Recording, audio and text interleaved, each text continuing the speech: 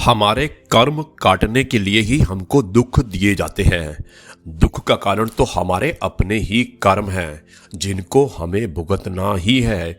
यदि दुख नहीं आएंगे तो कर्म कैसे कटेंगे।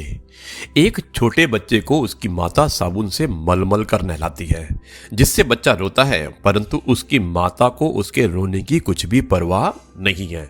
जब तक उसके शरीर पर मैल दिखता है तब तक उसकी अच्छी तरह से उसे नहलाती है और नहलाना उसका जारी रखता है। और जब मैल निकल जाता है तब ही मलना और रगड़ना बंद कर देती है उसकी माता। वह उसका मैल निकालने के लिए ही उसे मलती और रगड़ती है। उसे उससे कुछ द्वेष भाव नहीं है। माँ उसको दुख देने के अभिप्राय से नहीं रगड़ती, परंतु बच्चा इस बात को समझता नहीं है, इसलिए वो रोता रहता है। इसी तरह हमको दुख देने के लिए ईश्वर को कोई लाभ नहीं है, परंतु हमारे पूर्व जन्मों के कर्म काटने के लिए, हमको पापों से बचाने के लिए और जगत का मिथ्यापन बताने के लिए वो हमें हमेशा दुख देता है। अर्थात जब तक हमारे पास पाप नहीं धुल जाते हैं तब तक हमारे रोने चिल्लाने पर भी ईश्वर हमको नहीं छोड़ता। इसलिए दुख से निराश ना होकर हमें मालिक से मिलने के बारे में विचार करना चाहिए और भजन सुमिरन का ध्यान करना चाहिए। जी हाँ दोस्तों, ये है आपका अपना प्रिय आरजे आदि कश्यप, मुंबईचा मानुस, आपके लिए लेकर आया है आपका मन पसंद प्रोग्राम आड़ी टेढ़ी बातें। और आज दिन है 8 अगस्त 2020 शनिवार, और हमारा एपिसोड नंबर है 91 यानी कि 91। दोस्तों, आज की मैं शुरुआत जो है अपडेट कुछ बहुत अच्छे नहीं है, बहुत ही दुखद खबर है। आपने भी सुना होगा कि कल एयर इंडिया एक्सप्रेस क्रैश हो गया, जो कि कोझिकोड एयरपोर्ट पे लैंड कर रहा था करीब 7:45 पर।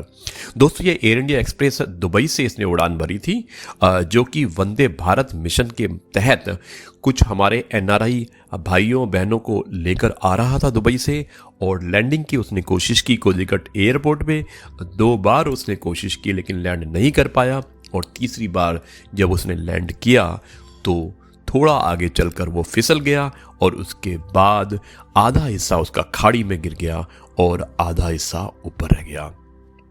दोस्तों, दुख की बात यह है कि इसमें पायलट की मृत्यु हो गई है, 6 लोगों की और मृत्यु हुई है, जबकि इसमें कुल जो सवार लोग थे 174 पैसेंजर्स थे और 6 क्रू मेंबर थे, जिसमें 2 पायलट थे। उसके अलावा दोस्तों, इंजर्ड जितने भी लोग हैं सबको हॉस्पिटल में एडमिट करा दिया गया है।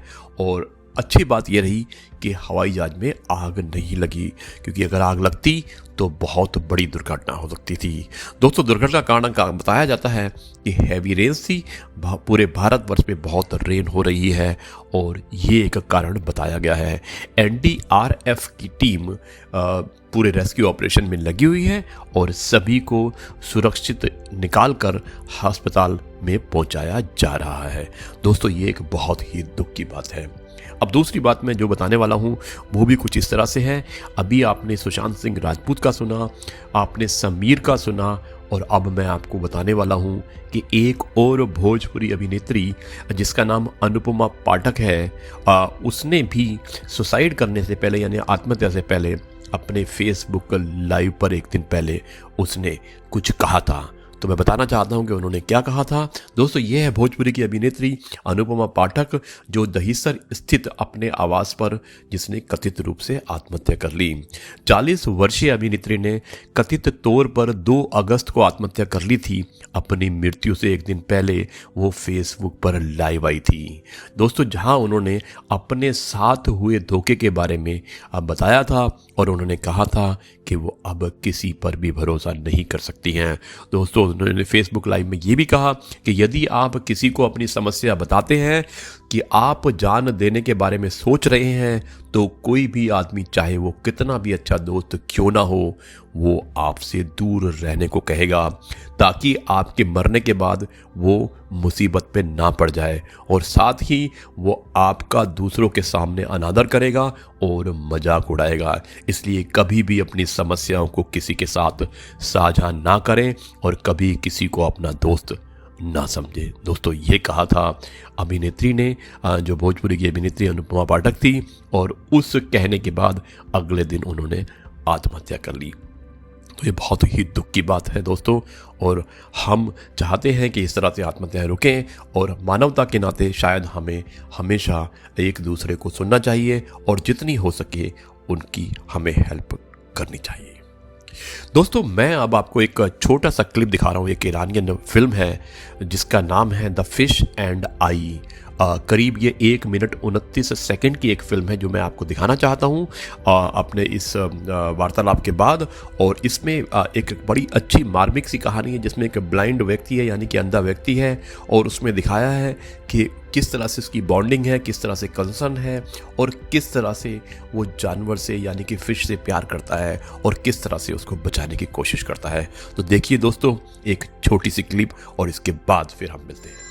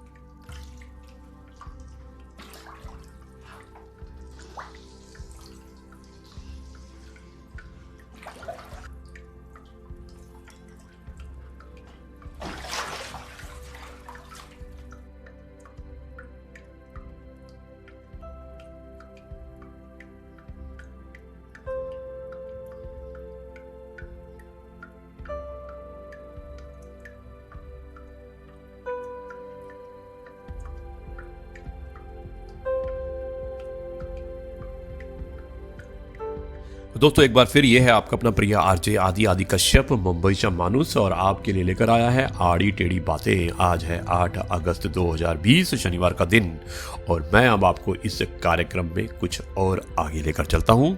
और शुरुआत करते हैं हम इस तरह से कि बरसते बारिश को मैंने पूछा, धुआंधार गिरता है, चोट लगती नहीं क्या?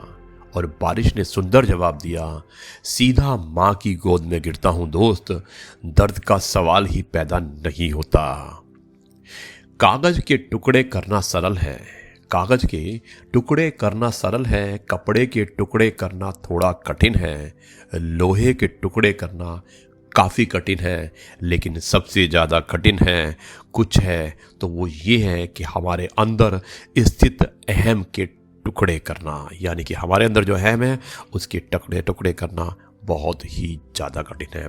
दोस्तों, मैं एक छोटा सा आपको बताना चाहता हूँ स्त्रियों के बारे में, जो किसी ने मुझे भेजा है, हमारे ही मित्र हैं, उन्होंने हमें भेजा है, और उन्होंने स्त्री के बारे में एक बताया है जो थोड़ा सा वो बताना चाहते हैं। वो कुछ इस प्रकार से है। तो दोस्तों, वो मैं आपको बताता हूँ। वो इस प्रकार से है कि स्त्रियों में एक गुण होता है जो कि बहुत ही अद्भुत है। वो गुण है, कोई भी पुरुष कितना भी सभ्य और चाहे कितनी भी सौम्य भाषा में स्त्री से बात करे, स्त्री तत्क्षण उस पुरुष के मन को भांप लेती है, पढ़ लेती है। चंद बातों में पुरुष को पहचान जाती है, उसके भीतर भरी प्रामाणिकता को, उसके भीतर दबी पड़ी कामुकता को भी। उसके भीतर चाहे फूल हो, उसके भीतर चाहे कचरा हो, वो तत्क्षण जान लेती है। लेकिन स्त्री को जानना पुरुषों के लिए बड़ा कठिन है। स्त्री बिना पुरुष अधूरा ही नहीं वरन असंभव भी है, यानी कि स्त्री के बिना पुरुष ना कि सिर्फ अधूरा है बल्कि असंभव भी है। और मजे की बात तो यह है कि बिना पुरुष की स्त्री अधूरी होकर भी अस्तित्वमान हो सकती है। यही कारण है कि स्त्री बड़ी ही नाजुक होकर भी जीवन की जननी है। स्त्रियों में छुपे इस गुण के कारण उनको आदर की नहीं, सम्मान की नहीं, वरन स्वतंत्रता की नितांत आवश्यकता है। दोस्तों, ये था एक छोटा सा वाक्यात जो ओशो ने बताया था और ये मैंने आपको बताया और किसी ने मेरे पास भेजा था। अब मैं इस कार्यक्रम को और आगे बढ़ाता हूँ। ये एक व्यंग है और मुझे उम्मीद है कि ये व्यंग भी आपको पसंद आएगा। मैं भारत का नागरिक हूं, मुझे लड्डू दोनों हाथों में चाहिए। बिजली बचाऊंगा नहीं, बिल मुझे माफ चाहिए। पेड़ मैं लगाऊंगा नहीं, मौसम मुझे साफ चाहिए। शिकायत मैं करूंगा नहीं, कार्यवाही तुरंत चाहिए। बिना लिए कुछ काम ना करूं, पर भ्रष्टाचार का अंत चाहिए। घर बाहर कूड़ा फेंकूं, शहर मुझे साफ चाहिए। काम करूं ना ढेले भर का, वेतन लल्लन टॉप चाहिए। एक नेता कुछ बोल गया, सो मुफ्त में 15 लाख चाहिए। लाचारों वाले लाभ उठाएं, फिर भी ऊंची साख चाहिए। लोन मिले बिल्कुल सस्ता, लोन मिले बिल्कुल सस्ता, बचत पर ब्याज बढ़ा चाहिए। धर्म के नाम रेवड़ियां खाएं, पर देश धर्म निरपेक्ष चाहिए। जाति के नाम पर वोट दें, अपराध मुक्त राज्य चाहिए। टैक्स ना दूं ढेले भर का, दोस्तों ध्यान से सुनिएगा, कि टैक्स ना दूं ढेले भर का, विकास में पूरी रफ्तार चाहिए। मैं भारत का नागरिक हूं, मुझे लड्डू दोनों हाथ चाहिए। मैं भारत का नागरिक हूं, मुझे लड्डू दोनों हाथ चाहिए। तो जी हाँ दोस्तों, ये था आज का प्रोग्राम और अब मैं इस प्रोग्राम को आगे बढ़ाता हूं। जो हमारे प्रोग्राम का आखिरी हिस्सा होता है कहानी का, अब मैं सुनाता हूं आपको एक कहानी।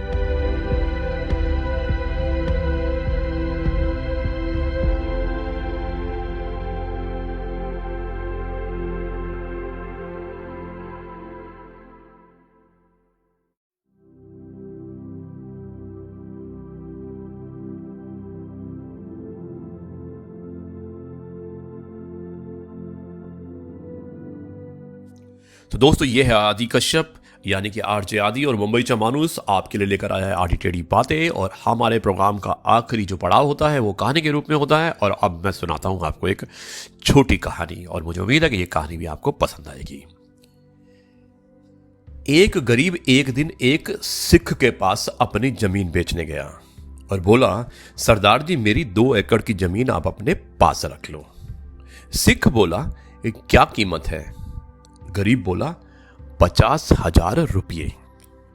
सिख थोड़ी देर सोचकर बोला, वो ही खेत जिसमें ट्यूबवेल लगा हुआ है? गरीब ने जवाब दिया, जी हां, आप मुझे 50,000 से कुछ कम भी देंगे तो मैं जमीन आपको दे दूंगा। सिख ने कुछ समय के लिए आंखें बंद की और 5 मिनट सोचकर बोला, नहीं, मैं उसकी कीमत 2 लाख रुपये दूंगा। गरीब ने कहा, पर मैं तो आपसे 50,000 मांग रहा हूं, फिर आप मुझे 2 लाख क्यों देना चाहते हो? तो सिख बोला, तो मेरे भाई तुम ये बताओ, तुम जमीन क्यों बेच रहे हो? तो गरीब ने जवाब दिया, मेरी बेटी की शादी करनी है, इसलिए मजबूरी में बेच रहा हूं। पर आप 2 लाख रुपए क्यों दे रहे हो? तो सिख बोला, मुझे जमीन खरीदनी है, किसी की मजबूरी नहीं। अगर आपकी जमीन की कीमत मुझे मालूम है तो मुझे आपकी मजबूरी का फायदा नहीं उठाना चाहिए। मेरा वाहेगुरु कभी खुश नहीं होगा। ऐसी जमीन या कोई भी साधन जो किसी की मजबूरियों को देख के खरीदा जाए, वो जिंदगी में सुख नहीं देता, आने वाली पीढ़ी मिट जाती है। और सिख ने कहा, मेरे मित्र, तुम खुशी खुशी अपनी बेटी की शादी की तैयारी करो, 50,000 की व्यवस्था हम गांव वाले मिलकर कर लेंगे और तेरी जमीन भी तेरे पास ही रहेगी। मेरे गुरु नानक देव साहिब ने अपनी बानी में यही हुक्म दिया है। गरीब हाथ जोड़कर नीर भरी आंखों के साथ दुआएं देता चला गया। ऐसा जीवन हम भी बना सकते हैं, बस किसी की मजबूरी न खरीदें।